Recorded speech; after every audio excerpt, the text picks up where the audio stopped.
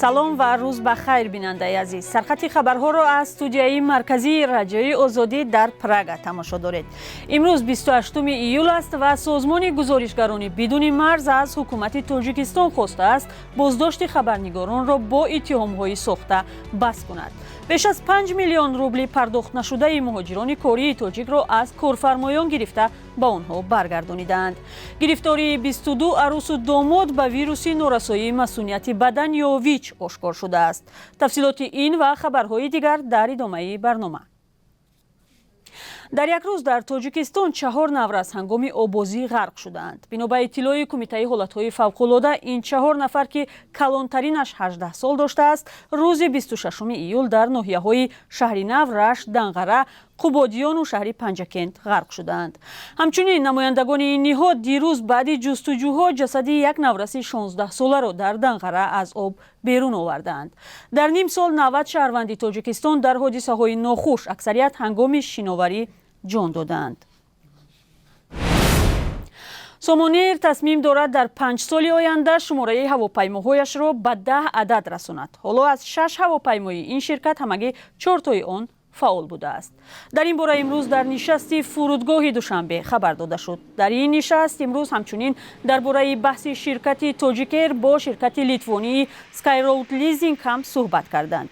ширкати литвонии Skyroad Leasing аз коршарики Тоҷикаст 20 миллион доллар талаб дорад. ҳамкорони мо дар ин бора гузорише таҳия доранд ки 3 соат баъд дар барномаи ахбори озодӣ пешниҳоди шумо мешавад. рӯзи 27 июл дар як суҳбати телефонӣ президенти Тоҷикистон Эмомалӣ Раҳмон бо раҳбари Қирғизистон Содир Ҷаборов масъалаҳои марбут ба тавсияи ҳамкориҳои дуҷониба ва минтақавиро баҳс кардааст.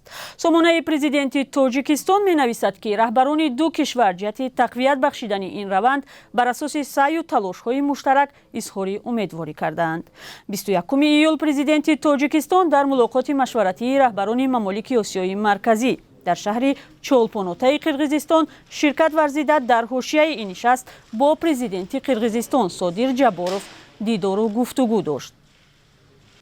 котиби давлатии Иёлоти Муттаҳидаи Амрико Энтони Блинкен мегӯяд Вашингтон барои раҳоии ду амрикоӣ Пол Вилан ва Бритни Гринер аз зиндонҳои Русия ба Москав пешниҳоде матраҳ кардааст.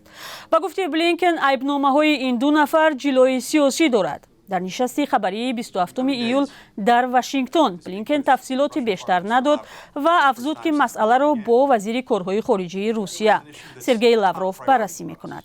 аз замони оғози таҷовузи Русия ба хоки Украина Блинкен ва Лавров суҳбати мустақим надоштаанд. зани баскетболбоз Гринер бо иттиҳоми қочоқи маводи мухаддир ҳабс шуда 27 июл дар додгоҳи Москав айбномаашро эътироф кард. собиқ афсари нирӯҳои баҳрии Амрико Вилан соли 2018 бо иттиҳоми ҷосусӣ ҳабс шудааст. расонаҳои Амрико ва Русия навиштаанд ки Иёлоти Муттаҳида шояд дар муқобили раҳоии Гринер ва Вилан озод намудани Виктор Бутро пешниҳод карда бошад. Бут бо ҷурми фурӯши ғайриқонунии силоҳи Русия барои куштани шаҳрвандони Амрико ва таъмини силоҳ барои созмонҳои террористӣ дар Амрико ба муддати 25 сол аз озодӣ маҳрум шудааст. бино ба омори расмӣ дар нимсоли ахир дар кишвар 22 мавриди нави сирояти бемории вируси норасоии масунияти бадан ё ВИЧ ошкор шудааст. Ҷамолиддин Абдуллозода вазири тандурустӣ ва ҳифзи иҷтимоии аҳолии Тоҷикистон рӯзи 27 июл дар нишасти хабарӣ гуфт ин 22 гирифтори навро пизишкон ҳангоми аз ташхиси пеш аз издивоҷ гузаштани домоду арӯсҳо пайдо кардаанд. дар ин давра дар кишвар ҳудуди 40 000 ҷавон пеш аз издивоҷ аз ташхиси тиббӣ гузаштаанд. вазорати тандурустӣ мегӯяд то имрӯз дар Тоҷикистон ягон ҳолати гирифторӣ ба сурхакони маймун сабт нашудааст. ба гуфтаи вазир барои пешгирӣ аз вуруди ин беморӣ ба кишвар назорат дар гузаргоҳҳои марзӣ пурзур шудааст. аз ҷумла шахсоне ки аз кишварҳои мубтало ба сурхакони маймун ба Тоҷикистон меоянд ҳарораташон санҷида мешавад. созмони ҷаҳонии тандурустӣ рӯзи 23 июл дар пайванд ба бемории сурхакон ё обилаи маймун вазъияти фавқулодаи байналмилалӣ эълон кардааст.